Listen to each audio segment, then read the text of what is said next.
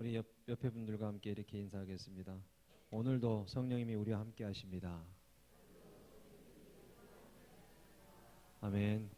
이 시간에 성령님이 우리의 예배를 통해서 크신 은혜를 베푸시기를 간절히 소망합니다. 오늘 말씀은 우리가 회복해야 할 것, 지금 내가 회복해야 될 것이 무엇인가. 원래 제가 이전에 다른 데서 이 말씀을 할 때는 미스바 세대들의 기도라는 제목으로 했었습니다. 근데 제가 제목을 살짝 바꿨어요. 오늘 이 본문의 배경을 또 먼저 설명을 하자면, 우리가 성경을 잘 보면 창세기, 출애굽기, 레위기, 민수기, 신명기, 여호수아, 사사기, 사사시대를 지내고 룻기, 사무엘상입니다. 그러니까 사사들의 시대가 지난 다음에 사무엘 선지자가 활동하던 시대, 사사기의 제일 마지막 부분에 뭐라고 나와 있는지 혹시 기억하시는 분 계신지 모르겠지만, 그들이 좋을 대로, 그들의 소견에 좋을 대로 행했더라라고 성경에 표현되어 있습니다. 즉 다시 말하면 하나님의 말씀이 그들의 중심이 아니라 그들의 생각, 그들의 경험, 그리고 자기들이 좋은 것, 자기 눈에 보기 좋고 자기가 편한 것들, 그런 것들을 선택하면서 자기 마음대로 살았다라는 거예요. 하나님이 있었지만 하나님을 우리의 영적인 왕으로 모시지 못하고 살았던 그 시대. 자, 그런데 사사기 이전에 보면 무슨 세대입니까? 출애굽을 했고, 출애굽 세대와 광야 세대를 지나서 이제는 가나안으로 들어가던 세대로 한번 바뀌기 시작합니다. 그래도 어찌됐든 가나안 시대까지는 하나님을 직접적이든 간접적이든 경험을 했었습니다. 그렇죠? 그리고 땅 분배까지 이루어졌습니다. 여호수아 시대 때. 그랬는데 사사 시대가 지나면서 이스라엘 백성들이 하나님을 경험한 경험이 없어지게 되는 거예요. 그리고 그들이 어떻게 합니까? 이방신을 섬기게 되고, 너무 자연스럽게. 왜? 하나님은 눈에 보이지 않습니다. 이스라엘 백성들이 우리가 구약을 잘 읽어보면 하나님은 눈에 보이지 않는 신이기 때문에, 그리고 그 어떤 형상도 어떤 모양도 만들지 말라고 했거든요. 그랬더니 가나안에 가서 보니까 가나안의 신들은 화려한 겁니다. 너무 멋있고 눈에도 보이고 그잖아요. 눈에 보이게끔 형상을 만들어서 또 부분마다 불을 주는 신, 부욕해 하는 신, 풍요로움을 주는 신, 농사의 신, 이렇게 하면서 막 정말 화려하게 신들이 있습니다. 그리고 늘 지니고 다닐 수 있는 것도 있고요. 그러니까 이스라엘 백성들이 볼 때에 가나안에 살면서 얼마나 그들이 뭐라 그럴까요? 부러웠을까? 저는 눈에 보이는 하나님보다요, 보이지 않는 하나님보다 보이는 그들의 가짜 우상들이 더 눈에 보기 좋았다라는 거예요. 그래서 자연스럽게 거기에 빠져들게 되고, 결국은 그럼으로 인해서 하나님도 그들 백성 가운데 역사하시는 일들이 점점 줄어들게 됩니다. 자, 그런 상황에 사무엘 선지자가 활동을 시작합니다. 그런데 이스라엘 백성을 모이게 하는데, 모이기 전에 뭐냐면 이방신을 제거하라. 이방신을 제거하고 너희들의 마음을 여호와께로 향하게 하고 오직 하나님만 섬겨라 그럽니다. 자, 그래서 이제 미스바에서 다 모이게 합니다. 그래서 제가 미스바 세대라고 한 게 뭐냐면, 하나님을 경험하지 못한 세대들, 어떻게 보면 우리의 자녀들이요, 우리 성도님들의, 여러분들의 자녀들이 하나님을 경험하지 못한 미스바 세대가 될 수 있습니다. 왜?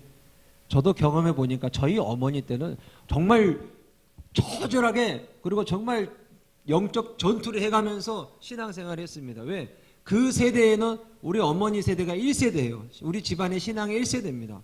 저희 할머니는 무당 집안 딸이었어요. 그러니까 그 무당 집안의 딸로 시집와서 얼마나 힘들었겠습니까?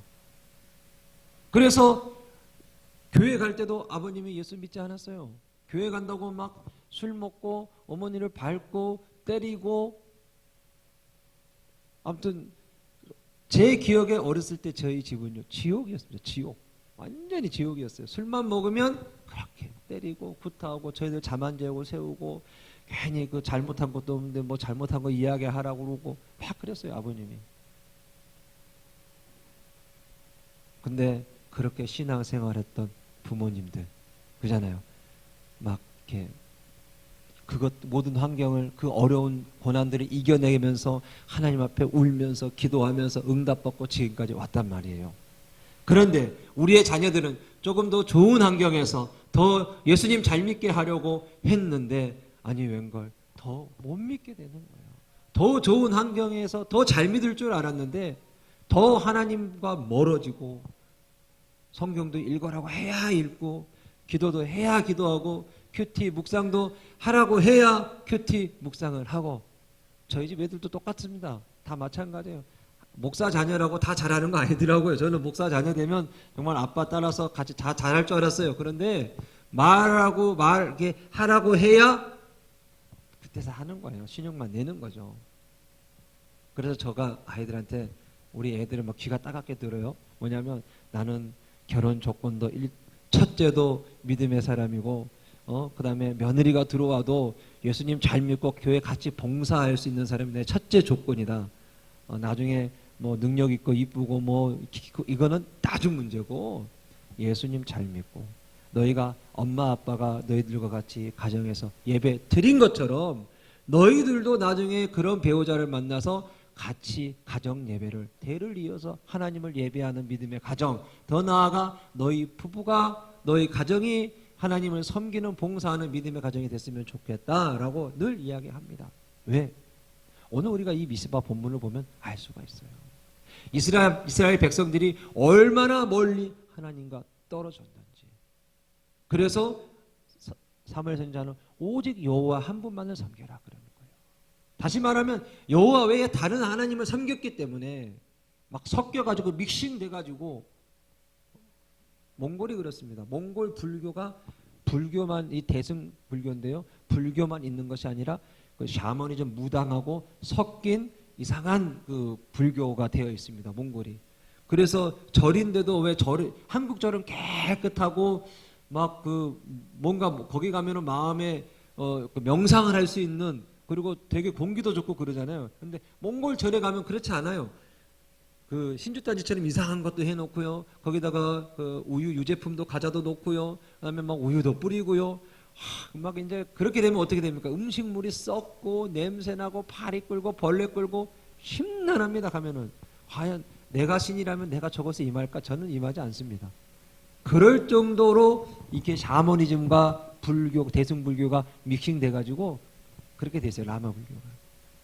이스라엘 백성의 신앙이 그러지 않았을까요? 이스라엘 백성들이 우리가 미스바에 모이기 전까지 그들이 사무엘 선지자가 모이라고 하기 전까지 아마 하나님과 이방의 종류가 믹싱돼 가지고 난리 부르스를 쳤을 겁니다. 정말로. 그래서 미스바의 광장에 모이게 했습니다. 모여서 이제 사무엘 선지자가 뭐라 그럽니까? 온전한 마음으로 주께 돌아오려거든 너희의 마음을 그분만을 섬기게 해라. 신상들을 없애라 라고 하면서 모였습니다. 그리고 이제 기도를 하려고 준비를 하는데 문제가 딱 터진 거예요. 문제가 왜 터졌냐면 블레셋이 쳐들어옵니다. 이스라엘 백성들이 지금 전부 다 미사바의 광장에 모였어. 근데 우리가 저들을 이제 칠 수 있는 기회가 이번이야. 저들은 지금 기도한다고 다 모여있기 때문에 전쟁 준비할 틈이 없을 거야. 우리가 쳐들어가자라고 해서 쳐들어왔을 것입니다. 그런데 이 소식을 이스라엘 백성이 듣습니다. 그들이 두려워합니다. 겁이 납니다. 그래서 보통 출애굽 당시에 이스라엘 백성들 같으면 우왕좌왕해가지고 또 하나님께 원망하고 불평하고 우리를 죽일 곳이 없어서 나를 장사 지낼 곳이 없어서 여기까지 끌고 와서 홍해 앞에서 나를 죽게 만드냐 그랬던 백성들이 그래도 몇 세대 지났다고 조금 침착합니다. 그런데 이 세대들이요 정말 하나님께 돌이키기를 소원하는 그 부분이 있습니다. 뭐냐면 사무엘 선지자를 찾아가서 우리를 위해서 기도하기를 포기하지 말아 주십시오. 우리를 위해서 계속 기도해 주십시오. 그 얘기를 하는 거예요. 보통 사람 같으면 선지자여 멈춰 주십시오. 지금 블레셋이 쳐들어옵니다. 그러니까 우리 지금 당장 멈추고 칼을 준비하고 창을 준비하고 방패를 준비해서 전쟁에 대비해야 됩니다. 안 그러면 우리가 전부 다 죽습니다. 그래야 정상입니다. 그런데 그렇게 하지 않고 우리를 위해서 기도하기를 쉬지 말아 주십시오. 그러고 나서 그들도 같이 동참하죠. 여기까지는 그래도 봐줄만 합니다. 그런데 사무엘 선지자는 더 나아가서 그 기도 부탁을 받고서 이제 뭐 하냐면 제단에 제사를 드립니다. 지금 블레셋은 우리를 죽이려고 쳐들어오고 오는데 제단에 제사를 지내요. 근데 적어도 뭐 큰 소는 아니어도 양 한 마리 잡는다 해도요, 시간이 최소 30분에서 1시간 이상 걸립니다. 몽골에서 양을 이렇게 우리 이제 목사님은 잡는 걸 보셔서 아시겠지만, 양 잡으면요, 이렇게 잡아서 숨이 끊겨지게 하는데 또 최소 몇 분 걸리고요. 그 다음에 껍질을 벗기고 가죽을 벗기고 각을 뜨고 씻고 하나님이 원하시는 조건과 방법대로 하면은 최소 1시간 이상은 걸려요. 작은 양 한 마리를 잡아도. 근데 그거를 또 제단 위에 올려서 하나님 앞에 제사 의식을 드린 다음에 그 다음에 하는 거 아닙니까? 그러면 적어도 기도와 제사 드리는 모든 시간들이 걸릴 수밖에 없는 거예요. 이미 블레셋은 쳐들어와가지고 그들을 쳐도 이스라엘은 다 죽을 수밖에 없는 상황인데 그때 놀라운 일이 벌어지는 거예요. 이스라엘이 하나님 앞에 기도하고 이스라엘이 하나님 앞에 그럴수록 더 예배하는 걸 멈추지 않고 나아갔더니 하나님이 하늘에서 천둥 번개를 내리셔서 우레를 내리셔서 그들의 진영을 흩어버립니다. 그리고 그들은 도망가게 되죠. 이스라엘은 손 하나 대지 않고 완벽하게 이기는 승리가 바로 오늘 본문입니다. 그러면 오늘 본문에서 첫 번째로 광장에 모이는 세대는 누구인가? 아까 이야기했습니다. 하나님을 경험하지 못한 세대라는 거야. 우리의 자녀들, 또 우리의 자녀의 자녀들이 그럴 수 있습니다. 사사기 21장 25절에 보면 그때에 이스라엘 왕이 없으므로 사람이 각기 자기의 소견에 옳은 대로 행했더라. 몽골 민족이 여러분 우리보다 훨씬 먼저 기독교가 들어온 민족들입니다. 그래서 저는 어딜 가면 항상 몽골을 소개할 때 천년의 기독교의 역사를 가진 나라라고 소개합니다. 여러분 처음 들어보셨죠? 몽골은 13세기 때 이미 기독교가 들어왔습니다. 그러니까 경교를 통해서 네스토리우스교를 통해서 복음이 들어왔고 징기스칸과 똑같은 또 하나의 칸이 있습니다. 이렇게 서로 동맹을 맺은 몽골 그 부족의 칸인데 쿠빌라이 칸이 케라이트 부족의 왕이 있습니다. 그 사람이 이제 부족장이기도 하고 왕인데요. 그 사람이 그 네스토리우스 교에서 나온 그 수도사의 복음을 받아들여서 예수님을 영접합니다. 이 역사적인 사실이에요. 영접을 하고 자 부족장이 왕이 예수님 믿으면 어떻게 됩니까? 밑에 사람들은 자동으로 예수님 믿어야 됩니다. 제가 몽골 선교사로 17년 전에 몽골 선교사로 나오기 전에 2005년에 한국 방송에서 KBS에서인가요? 징기스칸이라는 드라마를 했었던 걸 제가 생생히 기억합니다. 거기에 보니까 이 케라이트 부족의 일원이 되려면 다른 부족에서 들어오려면 세례식을 반드시 해야만 받아줍니다. 그리고 세례장도 있습니다. 이동하면 항상 진을 칠 때 세례장을 같이 해놓습니다. 그리고 그 수도사는요 항상 왕의 옆에서 같이 서로 이야기하면서 논의합니다. 그러니까 1000년 전에 벌써 몽골에 이미 기독교가 들어왔고 부족 전체가 들어왔었고 그 부족의 문양이 십자가입니다. 지금의 그 후손들은 중국 내몽고 사람들이 살고 있는 지역에 살고 있습니다. 그 후손들이 제가 가서 만났고 그 가정에 들어가 봤는데 한 3가정 정도 제가 가봤어요. 가정마다 다 똑같은 문양이 있습니다. 십자가 문양. 근데 십자가가 우리처럼 이렇게 그냥 이렇게 좀 날씬한 긴 십자가가 아니라요.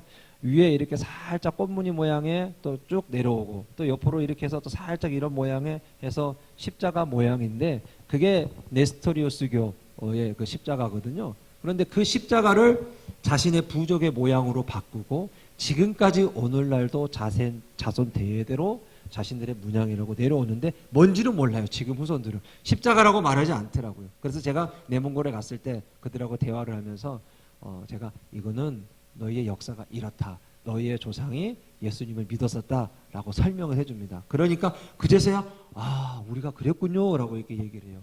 모릅니다.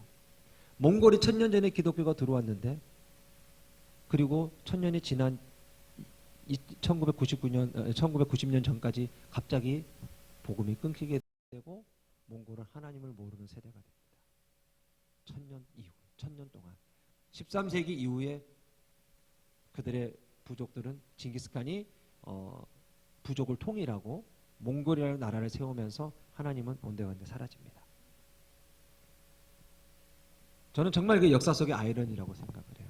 만약에 그 복음이 그대로 남아있었고 징기스칸 때 그것을 계속 이어서 기독교의 복음이 그들 부족 안에 있게 했다면 정말 상황은 많이 달라졌을 거라고 저는 생각이 됩니다. 세계 기독교 역사가 달라졌을 거라고 생각이 돼요. 그런데 역사의 아이러니는 참 신기합니다.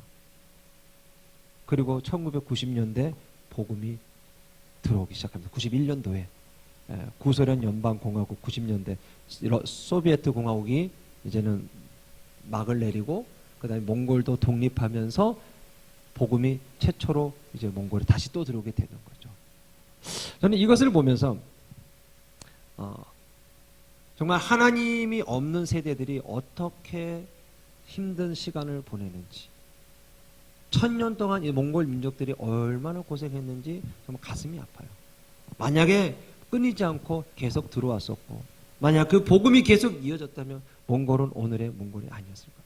몽골이 어떻게 복음을 달라는 게 아니라 90년대에 개방이 되고 나서 91년도에 전 세계에다가 이렇게 얘기합니다. 우리에게 우리를 도와줄 NGO 단체나 구호 단체들을 좀 보내주십시오. 러시아가 철수하면서 몽골의 각 지역마다 있는 모든 공장이 다 폐쇄를 시켰고요. 모든 이제 러시아가 전수해준 모든 핵심 기술이나 장비들을 다 빼갑니다.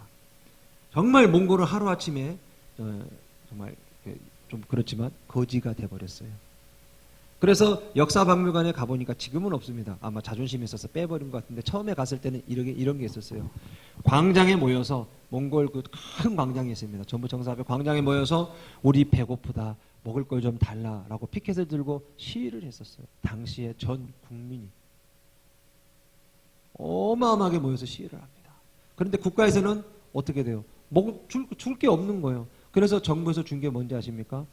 그 독한 보드카를 1, 2년 동안 계속 국민들에게 배급해 주는 거예요. 먹을 걸 줄 게 없으니까.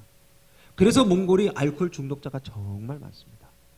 남자들도요. 대부분 남자들도 그렇고 여자들도 그렇고 각 가정마다 이 술 때문에 가정이 깨지고 망가지고 막 심각한 일들 사회적인 그런 문제가 바로 그때 일어난 거예요. 하나님을 모르고 하나님을 알지 못하고 아니 이미 예수 그리스도가 들어왔고 하나님을 믿었던 우리보다 1000년 전에 믿었던 그들이 하나님을 똑바로 알지 못해서 오늘날 몽골이 그 고생을 하게 된 겁니다. 그리고 다시 복음을 다시 받아들였어요. 근데 제일 먼저 몽골에 반응한 게 바로 한국입니다. 근데 한국 정부가 반응한 것이 아니라 한국 기독교 교회가 반응했습니다. 그래서 선교사들이 들어오고 그리고 사랑의 쌀이라고 해서 몽골에 매년 쌀이 오는 것이 아니라 이름은 우리는 쌀이에요. 한국은 밥이 쌀이니까. 근데 몽골은 밀가루가 주식입니다. 그래서 사랑의 쌀이라는 프로젝트로 그때부터 지금까지 쉬지 않고 계속해서 한국에서 그 몽골 돕는 프로젝트로 해서 밀가루가 공급되고 들어옵니다. 그러면 이것이 이제 전 교회로 흩어지면서 가난한 성도들이나 지역 사람들에게 여전히 지금도 배급되고 있는 그런 프로젝트가 시행되고 있습니다. 자, 이런 것처럼 정말 하나님을 알지 못하는 세대들. 그러니까 우리가 하나님을 믿어도 우리 청년들이 또 우리의 자녀들이 하나님을 알게 할 때에 정말 바른 하나님을 알게 하고 하나님을 바르게 예배하게 하고 하나님을 찬양할 때도 그냥 우리가 명목상 하나님 찬양하는 것이 아니라 그분의 이름 한 분만 불러도 그분의 이름이 내 입술에 나갈 때 그분만 생각해도 눈물이 나는 그런 경험이 있어야 된다는 거예요. 그런 경험이 없기 때문에 세상에 물들고 세상에 빠지고 점점 타협하게 되는 거예요. 두 번째로 그들은 어떻게 그러면 기도했을까? 금식했습니다. 미스바 세대들이 하나님 앞에 돌아올 때 금식을 선포하며 기도했어요. 회개의 기도, 이거는 정말 그 행동 자체가 그들에게는 다시 복음이 들어올 수 있는 좋은 기회입니다. 그래서 주님을 거역함을 그들이 회개했어요. 자, 우리 몽골 저희 교회가요. 뭐 금식 정도는 아니지만 처음에 개척을 했을 때 매일 새벽 예배를 드렸습니다. 근데 뭐 새벽 예배 드린 거 같고 간증이라고 얘기하시나 할 수도 있겠지만 몽골에서는 새벽 예배가 간증입니다. 당시에 17년 전만 해도 몽골은 치안이 정말 안 좋을 때였습니다. 혹시 여러분 그런 얘기 들어보셨습니까? 러시아 선교사님들이 지금도 간혹 그런 얘기를 했었는데 자고 일어났더니 차 타이어가 하나가 빠져 있고 그리고 백밀러가 뜯어져 가서 백밀러도 없고 와이퍼는 기본이고 막 그런 경험을 저희가 들어갔을 때 그랬습니다. 몽골이 차 바깥에 잘못 세워놨다가 하루나 이틀 세워놓으면요 그 옆에 사이드 미러가 없어요. 없어지고 와이퍼도 뛰어가 버리고요. 어떨 땐 바퀴도 뛰어가요. 그런 시절이었습니다. 그리고 저 언어 가르쳐주는 몽골 선생님이 있었는데요. 막 친구인 척하면서 누구게요? 얼굴을 가려가지고 친구들이 막 다 물건을 대낮에 사람 다 보는 데서 친구인 척하면서 뺏어가고요. 제가 한 번은 단기 팀들을 만나가지고 인솔하고 이제 돌려보내기 전에 집으로 숙소로 돌아가려고 하는데 제 차가 와이퍼가 이렇게 세워져 있습니다. 와이퍼가 이렇게 딱 가만히 있는 차가 이렇게 세워졌다는 의미는 뭐냐면 내가 당신 차를 주차했습니다. 그런 뜻이에요. 그러니까 세차했습니다. 그런 뜻이에요. 그래서 차 타기 전에 내 차를 몰래 세차한 사람이 갑자기 탁 나타나요. 그래서 돈 달라고 그럽니다. 그러면 뭐 많지는 않으니까 통상적으로 한 2,000원 이렇게 주거든요. 그런데 저는 분명히 제 세차 제가 거기 주차를 할 때 세차를 깨끗하게 해놓고 갔어요. 그런데 그 친구가 차를 만져고 차가 더 더러워진 거예요. 생선 비린내 비슷한 막 이상한 냄새가 나고 꾸중물로 막 탁 해놓고서는 차를 세차했다고 달라는 거예요. 그래서 저는 뭐 일단은 어린 아이들이니까 줬어요. 그랬더니 이 아이가 나만 하는 게 아니라 여기 옆에 있는 5명 애들도 같이 했으니까 다 같이 똑같이 2,000원씩 달라고 하는 거예요. 근데 그때부터 제 마음이 꼬이기 시작해가지고 야 누가 언제 내 차 닦아달라 그랬어? 내 차 깨끗한 차인데 네가 닦아서 더 더러워졌잖아. 그러니까 이것만 받아. 그랬더니 안 된대요. 다 같이 했다라는 거예요. 그래가지고 다 같이 줄 때까지 자리를 안 비키는 거예요. 그러더니 한 아이는요 차 문을 열어가지고 차 문 옆에 자기 몸을 끼워서 넣어놓고요. 한 아이는 바퀴 밑에 누워 있고요. 한 아이들은 차 앞에 서 있고요. 근데 그 아이들이 유치원 7살, 8살, 기껏해야 초등학교 1, 2학년 어린 꼬마 애들이에요. 근데 그 순간 저는요 처음에는 꼬마로 봤는데 그 다음부터 더 이상 꼬마로 보이기 시작하지 않는 거예요. 이 아이들이. 어떻게 하나 고민하고 있는데 어떤 아이가 한 명이 길 건너로 뛰어가더라고요. 저 왜 뛰어가지 그랬는데 그런 아이들을 뒤에서 조종하는 우리나라에서는 막 앵벌이 조종한다 그러죠. 그런 아이들을 조종하는 사람들이 있어요. 그 사람들을 부르러 간 거예요. 그랬더니 누가 한 사람이 딱 나타나는데 길 건너에서 건너오는데요. 머리는 펑크족 머리 막 이렇게 가시처럼 막 세워가지고 빨갛게 파랗게 물들인 사람들, 목은 강아지 줄 개목걸이처럼 막 이렇게 하고요. 막 징이 이렇게 박혀 있고요. 그다음에 신발은 우리나라 대한민국 군인 전투화는 어디서 구했는지 앞에 다 이렇게 막 혀 내놓은 것처럼 이렇게 까놓고 신발 신고 이렇게 하고 다 막 걸어오는 거예요. 근데 순간 많은 생각을 했어요. 쟤구나. 근데 제가 만약에 나한테 시비를 걸면 어떡하지? 내가 싸워야 하나? 나는 선교사인데 어떡하지? 그런 생각을 잠깐 했었거든요. 근데 그 사이에 길에 건너와가지고 순간 제 앞에 섰는데 갑자기 주먹으로 저를 탁 치는 거예요. 정확하게 맞아가지고요. 진짜 맞았을 때 별이 번쩍거린다는 게 뭔지 알았어요. 막 별이 보이기 시작하면서 중심을 잃었어요. 이렇게 중심을 잃고 차에 기대고 있는데 갑자기 제 손에 있는 지갑을 탁 빼가더니 돈을 다 빼가버렸어요. 다 빼가버리고 그제서야 아이들은 막 다다닥 마치 훈련된 것처럼 막 다 사라지고 그 친구도 사라졌어요. 정신을 차리고 보니까 이미 사람들은 없어요. 순간 너무 화가 나가지고요. 막 이 사람들을 찾으러 돌아다녔습니다. 내가 가만히 안 놔둔다고 하면서 막 쫙 돌아 1시간 동안을 찾고 헤맸는데 못 찾았어요. 이미 다 사라진 상태예요. 그러니까 제 눈에 여러분 어린아이가 어린아이로 보이겠냐고요. 나쁜 놈으로 보이지. 선교사가 복음 전하러 가가지고 너무 화가 났어요. 그날 밤에 저희 사모가 저를 잠을 재워보려고 다음날 주일인데 그렇게 옆에서 이렇게 막 위로도 해주고 해도 참이 안 해요. 막 화가 나가지고 뜬 눈으로 밤샌다는 게 뭔지 알겠더라고요. 화가 났는데 화가 가시지 않는 거예요. 그러면서 막 몽골 사람들이 미워지고요. 선교사 오는 게 후회가 되고요. 제가 잘하면서 아까 운동선수라 그랬잖아요. 때렸으면 때렸지 나한테 맞지는 않았어요. 내가 한국에서도 한 번도 맞지 않았는데 몽골에 와서 맞으니까 더 화가 나고 더 울분이 나고 주일날 아침이 됐는데 설교를 해야 되잖아요. 이게 딱 단에 앉았어요. 앉았는데 제가 하나님한테 하나님 저 설교 안 할 거라고. 저 이 사람들한테 설교 안 할 거라고. 저 정말 밉습니다. 그랬어요. 몽골 사람이 정말 밉습니다. 저 설교 안 할 겁니다. 그랬어요. 그때 하나님이 자꾸 마음 가운데 그만해라 그만해라 그러는 거예요. 그래서 제가 하나님한테 그랬어요. 하나님, 제가 오늘 하루 동안 분을 품으면 안 됩니까? 저 맞았는데 저 오늘 진짜 주일 다 가기까지 하루 정말 분 품고 싶습니다. 너무 화가 납니다. 억울합니다. 내가 뭔 잘못했는데요. 그랬어요. 그때 하나님이 계속 마음속에 너 좋은 말 할 때 그만해. 하나님 그런 말 하는 것 같아요. 계속 단위에 섰습니다. 설교해야 되는데 설교는 못하겠고 어젯밤에 있었던 얘기를 다 얘기했습니다. 성도들한테 이야기하고 사실은 죄송합니다. 제가 여러분들이 너무 미웠습니다. 여러분이 나한테 어떻게 하지 않았는데 나는 그 주먹으로 한 대 맞는 순간 모든 몽골 사람이 미워졌고 내가 여기 온 게 후회가 됐고 막 그러면서 다 얘기했어요. 그러면서 죄송하다면서 기도하고 말씀도 못 전하고 내려왔어요. 정말 죄송하다고. 그랬더니요 저희 성도 한 사람 한 사람 저한테 오더니 목사님 죄송해요 그러면서 울면서 저한테 죄송해요 그러는 거예요. 근데 우리 성도들이 저한테 무슨 잘못했냐고요. 아무 잘못 안 했어요. 근데 그들이 울면서 와가지고 죄송해요 죄송해요 그러면서 저한테 그렇게 얘기하더라고요. 그러니까 처음 몽골 들어갔을 때만 해도 치안이 그렇게 좋지 않았어요. 그리고 제가 더 화났던 건 뭐냐면 경찰이 보고 있었거든요. 보고 있었는데 그 상황을 뒤를 딱 돌아가지고 안 봐버리더라고요. 그러니까 제가 더 화가 났던 거예요. 그 상황에서. 아무튼 그렇게 치안이 좋지 않은 상황에서 새벽 예배를 한다니까 선교사들이 비웃더라고요. 몽골 선교사님들이 한국 선교사님들이 못할 거라고. 여러분 저한테 그래요. 조 목사님 교회 새벽 예배 아마 금방 멈출 겁니다. 그래서 예언하듯이 얘기를 해요. 그래요? 한번 보자고요. 그래가지고 저희는 시작을 했습니다. 새벽 기도를 1년, 2년, 3년 한 번도 멈춘 적이 없습니다. 저는 집에서 교회까지 가려면요. 당신이 길이 좋지 않았기 때문에 새벽에 가려면 1시간 전에 한 2시간 전에 미리 나와서 나가야 됩니다. 겨울에는요. 가다가 눈이 너무 많이 와서 도저히 못 가서 차가 통행 금지돼 가지고 못 가본 적도 있어요. 거리가 있기 때문에 교회까지.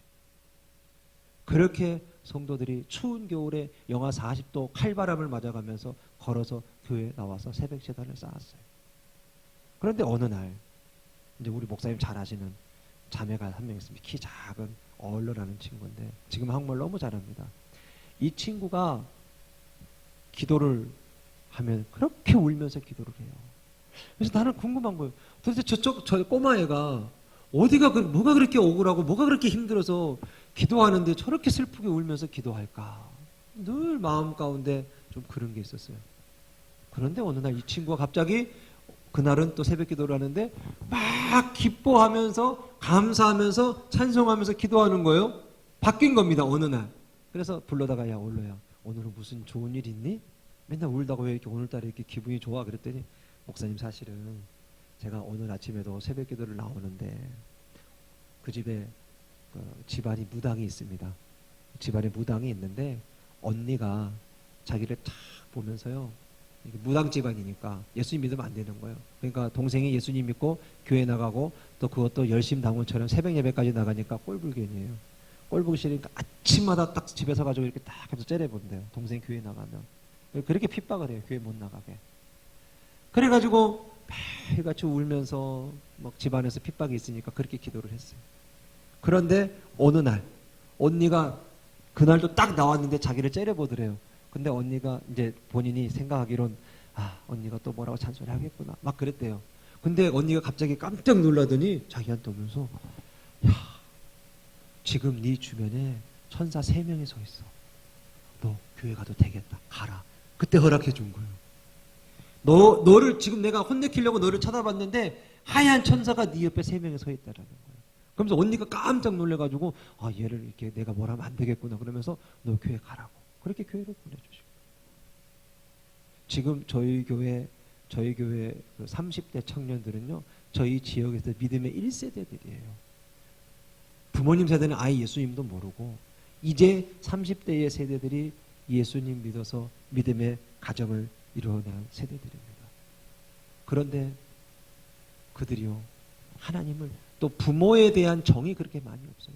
아버지가 없는 아이들도 많고요.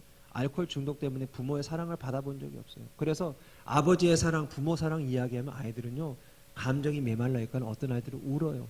왜냐하면 받아본 적이 없어서 그 사랑이 뭔지 모르는 거예요. 그래서 하나님을 표현할 때 부모의 사랑이라고 얘기할 때 처음에 정말 많이 힘들었어요. 그런 아이들이에요. 그런 사람들이 하나님 앞에 나와서 예배하고 기도하고 얼마나 감사한지 몰라요. 처음에 몽골에 딱 가서 예배를 하는데요. 허름한 판잣집 같은 데서 예배를 드렸어요. 전도사님이라고 해서 나온 사람이 기타를 치고 찬양하라는데 왜 기타 박자에 맞춰서 찬양해야 되는데 기타 박자 따로 놀고 노래 따로 놀고 막 엉망입니다. 우리 생각에. 그리고 성도들은 이 몽골 사람들은 지금도 어른들은 공산당 박수 치거든. 저희가 공산당 박수라고 그러는데 뭐냐면 착착착착착 이거예요. 뭐 우리처럼 막 빠르게 막 엇박자도 치고 그게 아니라 착착착착착 그리고 손 들라 그러면 딱 이렇게 손 듭니다. 이렇게 안 들고 그때 당시에는 딱 이렇게 딱 학생들이 누가 해볼 사람은 딱 이렇게 들어요. 꼭 북한 사회에 와 있는 것처럼. 그렇게 훈련된 아이들. 그러니까 예배 시간에 박자도 안 맞죠. 아무것도 안 맞아요. 근데 저는요 그게 너무 기분이 좋았어요. 왜냐하면 하나님이 이민족을 통해서 이들의 입술을 통해서 하나님 영광 받으시는구나. 조금 찬양이 어눌하고 조금 박자가 맞지 않고 잘은 몰라도 이민족이 하나님의 이름을 외쳐가며 예수 그리스도의 그 구주의 고마움과 감사함과 그 구원의 기쁨을 그들의 입술로 찬양하는 게 너무 감격이 된 거예요. 몽골은 이제 그 믿음의 세대들이 일어나고 있습니다. 아마 미스바 세대가 다시 하나님 앞에 기도할 때는 적어도 그런 각오로 하지 않았을까. 다시 시작해야 된다는 거고 코로나 이후에 한국 교회들이 저는 그렇게 다시 일어날 줄로 믿습니다. 그리고 우리 진라교회 막 이렇게 지금 2부 예배 때도 정말 인원도 줄지 않고 열심히 나와서 예배하는데요. 정말 이 예배가 더 뜨거워져서 정말로 미스바 세대의 기적이 미스바 세대들이 경험한 것처럼 정말 우리 교회를 통해서 또 이 교회에 나오는 자녀들이 다시 그 하나님을 경험하는 놀라운 역사가 일어나기를 주님의 이름으로 축원드립니다. 세 번째로요. 기도 중이었습니다. 기도 중에 이거는 이제 블레셋이 쳐들어온 거죠. 이건 영적 전쟁이에요. 영적 전쟁. 근데 미스바 세대들은 잘 통과했습니다. 미스바 광장에 모여서 그들이 전쟁을 준비한 것이 아니라 오히려 하나님 앞에 기도를 했고 그들이 오히려 하나님 앞에 예배의 제단을 쌓아가면서 나아갔다는 거죠. 저희 교회도 몇 해 전에 이상한 일을 한번 경험했습니다. 저는 제가 순복음 선교사지만 저희 교회에서 성도들한테 막 방언으로 기도해야 된다, 뭐 해야 된다, 은사를 강조하지 않았습니다. 그냥 함께 같이 기도했고 같이 예배했고 같이 찬송하고 막 그랬어요. 그런데 본인들 스스로가 그렇게 성령 체험하고 막 그래요.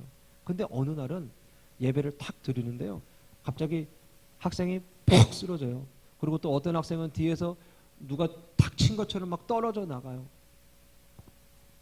그러니까 얼마나 놀라겠습니까? 근데 속으로 저는 이제 그동안 우리 청년들에게 우리 성도들의 몸에 오랜 시간 동안 흑암의 세력이 역사하던 것들이 이제 떠나가는구나. 그러면서 막 괴성을 지르는 거예요. 그리고 저는 신이 나가지고 기도했어요. 막 떠나가라고 기도하고 이제 처음으로 순복음식으로 막 해보는 거예요. 그런데 이게요 너무 오래 가는 거예요. 계속 그런 일들이 매 예배 때마다 일어나고 심지어는 저 교회 문턱 대성전으로 들어오는 문턱이 있습니다. 저희 교회 새신자들이 들어오잖아요. 문턱을 못 넘어요. 우리 교회 처음 오려고 오는 청년들이 문턱을 못 넘어요. 왜냐하면 문턱만 넘으려면 꼬꾸라져요. 자기도 모르게 꼬꾸라졌고 쓰러져고 기도해요. 기도한 게 아니라 막 소리를 질러요. 그러니까 그렇게 한번 하고 나면 예수 안 믿는 친구들은요 머리가 아파요. 왜냐하면 사단이 장난을 치니까 귀신이 역사하니까 막 머리가 아파요. 그래서 겁나서 저희 교회 못 와요. 이게 계속 반복됩니다. 예배 시간 설교만 들어가려고 그러면 찬양하다가 기도하다가 다 쓰러지니까 나중에 정신이 번쩍 들면서 이거는 영적 전쟁이구나. 사단이 우리의 예배를 방해하는구나. 우리를 기도 못하게 하고 예배 못 드리게 하는구나 하고 순간 정신이 번쩍 들었어요. 그래가지고 그 친구들을 빼냈어요. 그런 막 이렇게 쓰러져 있는 친구들을 사무실로 빼가지고 따로 기도해서 막 깨웠어요. 정신 차리게 해가지고 다시 예배로 들여보내고 막 계속 그랬어요. 그렇게 몇 달을 반복했습니다. 그랬더니 그 현상이 지금은 없어요. 그리고 저는 지금도 기도합니다. 예배 때만 되면 혹여나 사단이 우리의 예배를 방해할까 봐. 사단은 그걸 제일 좋아해요. 출애굽 때 보면은 이스라엘 백성들이 하나님 앞에 나와서 저기 그 제단을 그 광야에서 제사 드린다고 할 때 애굽의 왕이 뭐라 그럽니까? 뭐 이렇게 갔다가만 와라, 아니면 뭐 식구들만 두고 와라, 자꾸 여러 가지로 회유 정책을 사용하잖아요. 그게 뭐냐면요, 하나님께 온전히 집중하지 못하게 하는 거예요. 갔다가 그리고 뭐 일부만 드리고 와라, 하나님 앞에 온전한 헌금 생활 못하게 하고요, 하나님 앞에 온전한 예배 생활 못하게 하고. 사단이 너무 잘하는 거예요. 그런 걸로 자꾸 우리를 회유하고 우리를 유혹하고 막 그러는 거예요. 저희 교회도 그런 시간들을 많이 겪었습니다. 그래서 청년들이 다 쓰러지고, 또 쓰러지고 나면 또 무슨 현상이 있냐면요, 쓰러지면 또 성령 충만한 줄 알아요. 쓰러지려고 해요. 의지적으로 이겨내야 되는데, 왜 그런 거 있잖아요. 왠지 한번 쓰러지고 나면은 나는 쓰러졌어, 나는 이런 사람이야 라고 하면서 좀 어깨 좀 힘 좀 들어가고 막 그런 현상들이 청년들 가운데 막 있는 거예요. 그래서 이거는 아니다. 그래서 이제 사단의 장난으로 생각하면서 예배 때마다 제가 성령으로 보호막을 치는 기도를 합니다. 하나님, 오늘은 사단의 장난 못 치게, 사단이 우리 예배를 방해하지 못하게 보호막을 쳐주십시오 라고 하면서 이렇게 기도를 해요. 그러니까 그런 현상들이 없어지더라고요. 오늘 백성들이 선택한 건 세 가지. 오늘 말씀에서 그 백성들이 선택한 그 기도와 또 하나님 앞에 나아간 그 모습을 통해서 우리에게 주는 세 가지는요, 첫째는 우리의 자아를 발견해야 돼요. 나는 누구인가? 우리 정체성을 찾아야 됩니다. 우리 자녀들에게도 그 정체성이 전달이 돼야 돼요. 나는 하나님의 백성이고 하나님의 자녀고, 오전에 설교했죠, 하나님, 유일하신 하나님, 내가 믿는 하나님은 유일하신 하나님이고 나는 그 하나님의 자녀고 그 하나님의 백성이라는 사실. 두 번째는요, 우리가 기도하면, 우리가 쉬지 않고 우리가 기도하면, 그리고 다시 회개하려고 돌이키고 하나님의 방법으로 하나님의 원칙대로 살려고 노력하면 그 복음이 우리의 자녀를 통해서 계속해서 전수되어진다는 거예요. 그리고 마지막으로 영적 전쟁입니다. 어떻게 보면 지금이 영적 전쟁의 시기이고 최고로 극에 달하는 시기인 것 같아요. 왜? 청년들이 들어보면요, 회사에서 예수님 믿는다는 얘기를 잘 못한대요. 창피해가지고. 왜? 교회에 막 안 좋은 일들이 뉴스에 뽕뽕뽕 터지면 더 그렇다네요. 더 위축된다네요. 그래서 저는 식당 가면 어디 가서 더 당당하게 기도할 때가 있어요. 보라고. 나 예수님 믿는 사람이라고. 보라고. 당당하게 기도할 때가 있는데, 좀 우리가 주변에서, 일상에서 좀 그렇게 했으면 좋겠습니다. 직장에서, 학교에서 밥 먹을 때 당당하게 기도하고, 한번 제가 고등학생 때 이런 경험이 있습니다. 저희 고등학생 때도요, 저희가 수능 3세대예요. 수능 3세대. 1세대, 2세대, 3세대. 제가 정확히 수능 3세대인데요. 저희 아침에 7시 반까지 학교 가고 저녁에 11시 반까지, 거의 12시 다 될 때까지 야간 자율학 하면서 공부했어요. 근데 선생님들이 갑자기 토요일 주일도 교회 나오라는 거예요. 토요일 주일도 교회 나오라고 막 그러는 거예요. 근데 저는 시골교회에서 이렇게 다녔다 그랬잖아요. 그러면서 선생님 뭐라냐면, 주일날 교회 다니는 사람들 교회 가지 마, 딱 그러는 거예요. 일요일날 교회 가지 마라, 딱 그랬어요. 제가 손들어서, 선생님 저 교회 가야 합니다. 교회 가서 봉사해야 됩니다. 그래서 저는 주일날 교회 가렵니다, 그랬어요. 근데 저희 선생님이 얼마나 무서웠냐면요, 진짜 호랑이 선생님이었어요. 갑자기 너 교회 가면 밥이 나와 쌀이 나와, 너 지금 공부해야지 어딜 교회 가, 그러는 거예요. 저 또 철이 없어가지고 교회 항상 가보면 사모님이, 저희 시골교회 사모님이 항상 저희 봉사하면요, 라면도 끓여주고 빵도 사주고 먹을 것도 주고 그랬어요. 그러니까 제가 교회 가니까 밥도 주고 쌀도 주고 때 되면 전사님이 생일 선물도 챙겨주고 다 해주던데요. 제가 그랬어요, 철없이. 그때 선생님이 갑자기 깜짝 놀라더니, 너 진짜네, 너 교회 가, 그러는 거예요.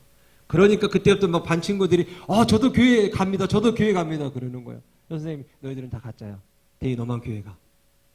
그래갖고 저는 고3 때도요, 열심히 교회 봉사하고 막 기도원에서 드럼 반주하고 고3 때 더 화려하게 아주 했던 기억이 납니다. 그러니까 내가 하나님을 인정하면 하나님도 나를 인정해 주시고 지켜 주시는 거예요.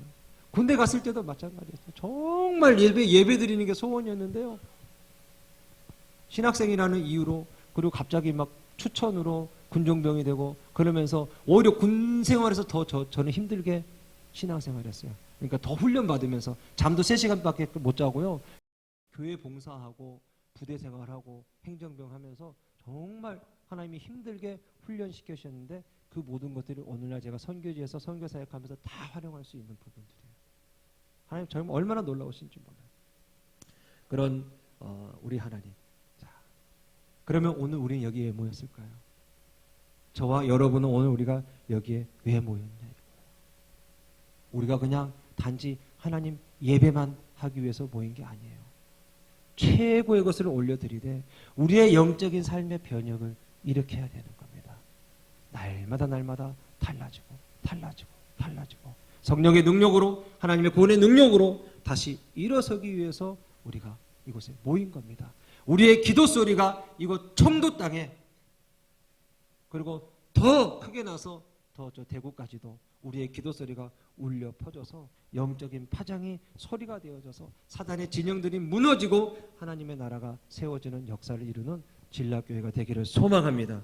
그리고 우리의 가정과 자녀와 교회가 오늘의 세대를 이끄는 미스바 세대가 되기를 소망합니다. 여기 앞에 젊은 친구들이 있는데요. 이 친구들이 소망입니다. 미래예요. 꿈이에요. 근데 미스바 세대입니다. 정확한 건. 말씀대로 보면 미스바 세대예요. 이 청년들이 다시 기도하면 하나님이 정말 놀랍게 지금 우리보다 더 크게 사용할 줄로 믿습니다. 그래서 하나님만이 나의 통치자시고 하나님만이 나의 방패시고 나의 구원자이심을 우리가 매일매일 고백하는 삶을 살기를 주님의 이름으로 축원드립니다. 우리 한번 기도할까요? 한번 기도할 때에 이렇게 기도했으면 좋겠습니다. 하나님, 오늘은 한번 우리가 우리의 자녀들을 위해서 좀 기도했으면 좋겠습니다. 다음 세대 자녀들. 근데 저도 선교사지만요, 저희 교회에서 늘 신경 쓴 게 있습니다. 지금의 우리 30대 세대들이 아니라 이제 20대 이하의 우리 그 학생들이 있어요. 학생들 세대는 또 다르더라고요. 처음 1세대하고 믿음이 완전히 다릅니다. 믿음의 농도나 이게 믿음의 강도나 이게 너무 달라요. 그래서 잘 케어하지 않으면 세상에 금방 빠질 수밖에 없습니다. 부모가 예수님 믿는다고 자녀가 예수님 믿는 게 아니거든요. 그렇기 때문에 우리는 다음 세대 아이들을 위해서, 그리고 우리 진라 지역에 비록 지금은 교회에 오지 않고 이렇게 크리스찬들이 아닌 학생들이 많이 있지만 언젠가 그들에게까지도 예수 그리스도의 복음이 흘러가서 정말 하나님을 모르는 세대들이 하나님을 아는 세대가 되게 해달라고. 근데 그 통로를 하나님 우리 교회가 하게 해달라고, 진라교회가 되게 해달라고 여러분 기도해 주시고, 여러분의 자녀들, 손주들 위해서, 그리고 더 나아가 우리 몽골의 다음 세대들을 위해서도 한번 기도해 주십시오.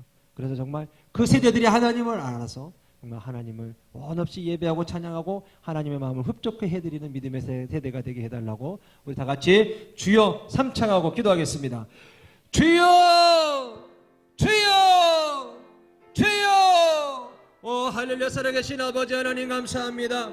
오늘 아버지 하나님이 우리가 회복해야 될 것들이 무엇인가 아버지 하면 다시 한번 돌아보게 하심이 너무도 감사합니다. 하나님, 우리는 지금 아버지 하나님의 믿음의 1세대들과 또 아버지 다음 믿음의 3세대들이 함께 모여서 우리가 아버지 기도하고 또 예배하며 나아갑니다. 그러나 정말 이것들이 정말 다음 세대까지 우리의 믿음과 우리의 신앙이 잘 전수되지 함에도 불구하고 아버지 세상에 약하고 세상에 험하며 온갖 유혹과 아버지 하나님 우리의 마음을 흔드는 요인들이 너무도 많아서 정말 우리의 자녀들이, 우리의 다음 세대들이 하나님 앞에 바로 서지 못할 때가 너무도 많음을 고백합니다. 하나님, 오늘 그 역할을 하나님의 진라교회가 감당하게 하여 주시옵소서. 정말 아버지 하나님이여, 이스라엘 마지막 사사시대 때에 저들이 이스라엘의 왕이 없으므로 사람이 각기 자기의 속이는 옳은 대로 행하였다라고 말씀한 것처럼 아버지 하나님, 우리는 다시는 그러한 과오를 범하지 않게 하여 주시옵시고 온전히 하나님 앞에 정말 하나님의 말씀대로 살아가고 하나님의 인도하신 대로 살아가서 성령의 인도하신 대로 살아가서 우리가 순종하고 나아갈 때에 하나님이 역사하실 줄로 믿습니다. 아버지 하나님, 정말 아버지 하나님의 진라 지역에 또 청도 지역에 아버지 하나님의 다음 세대들을 아버지 하나님 우리가 세우기를 원합니다. 아버지 하나님, 우리 교회 정말 기독교 역사에서 아버지 진라교회가 한국교회의 120년 역사를 가지고 있습니다. 아버지 120년의 역사 동안에 지금까지 인도하신 이도 하나님이시고 앞으로도 인도하실 이도 하나님이십니다. 그러나 그 역사 속에 살아계신 하나님을 증거할 때에 정말 아버지 역사의 주인으로 우뚝 서는 것이 그냥 되는 것이 아니라 우리가 힘써 노력하고 기도하며 아버지 앞에 나아갈 때마다 아버지 하나님이 사용하실 줄로 믿습니다. 하나님이여, 120년의 역사를 진락교회를 통해서 아버지 하나님 사용하여 주시옵소서. 이제는 정말 믿음의 아버지 하나님이여 장작교회처럼 하나님 사용하여 주시고 이 지역의 장작교회로 주님 사용하여 주셔서 온전히 정말 아버지 하나님 믿지 않는 저들의 다음 세대가 정말 이곳을 통하여 하나님을 바라보고 하나님을 경험하며 회개하며 하나님께로 나오는 아버지 하나님의 기적의 일들이 나타나게 해주시고 믿음의 역사들이 나타나게 하여 주시옵소서. 온전히 정말 저들 마음가에 있는 헛된 것 잘못된 것 세상의 모든 것들 제거하여 주시고 또 우리 성도님들의 자녀와 가정과 또 아버지 하나님의 우리 손주들에게도 아버지 하나님의 세상의 것으로부터 보호하시고 지켜주셔서 다시 한번 하나님께로 돌아올 수 있는 놀라운 믿음의 기회가 일어날 수 있도록 성령님 붙들어 주시옵소서. 성령님 붙들어 주시옵소서. 성령님 역사하여 주시옵소서. 온전히 주님만을 바라보며 나아갑니다. 주님만을 바라보며 나아갑니다. 오 주님 감사합니다. 하나님 감사합니다. 오늘 말씀을 통하여서 다음의 믿음의 세대들이 어떤 모습으로 나아가야 할지 하나님 보게 하시면 너무도 감사합니다.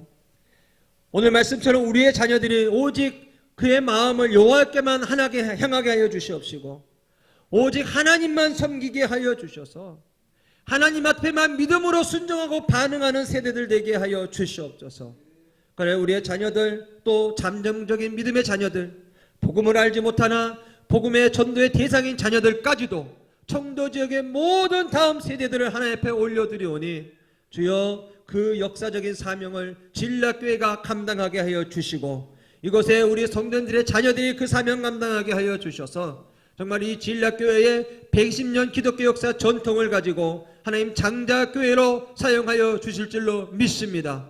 하나님 기도할 때마다 우리의 기도 소리가 하늘을 울리게 하여 주시고 우리가 기도할 때마다 하나님의 마음을 움직이게 하여 주셔서 정말 아버지 하나님의 크신 사명을 감당할 수 있는 아버지 하나님이 행하시는 사명 사용하시는 교회 되기를 간절히 소망합니다. 감사드리며 예수님 이름으로 기도드렸습니다.